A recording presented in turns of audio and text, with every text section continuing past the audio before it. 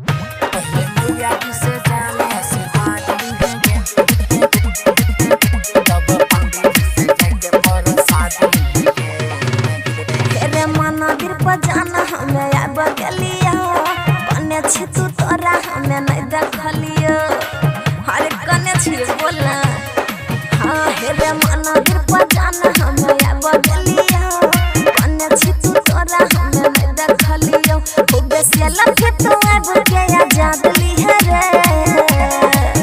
पहले मैया जी से जाने आशीर्वाद लेंगे, तब पंडित जी से जाके प्रसाद लेंगे।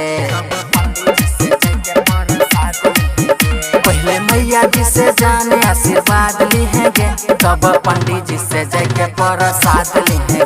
पहले मैया जी से जाने आशीर्वाद लेंगे, तब पंडित जी से जाके प्रसाद लेंगे।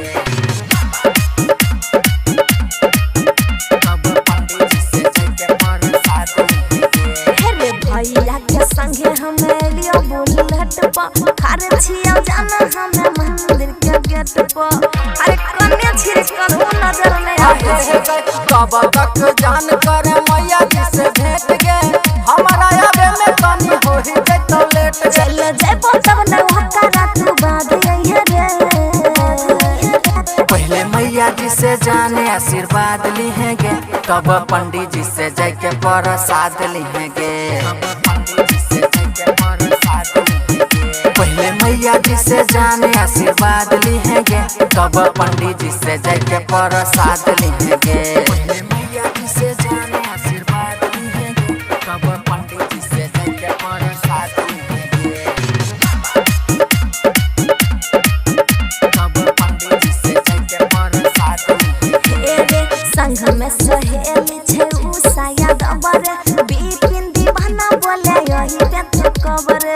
अरे ऐसे की चल जइयो बोले, अहे हे गई लाल बाबू रोई के ललके बात हमर बुझ गए। कहै छियो जान हमें तोरा सचमुच गे। क्या मिथिलेश विकेश के साथ यही रे। पहले मैया जी से जाने आशीर्वाद लेंगे, तब पंडित जी से जाके प्रसाद लेंगे। पहले मैया जी से जाने आशीर्वाद लेंगे, तब पंडित जी से जाके प्रसाद लेंगे। Aishwarya digital recording studio Samastipur.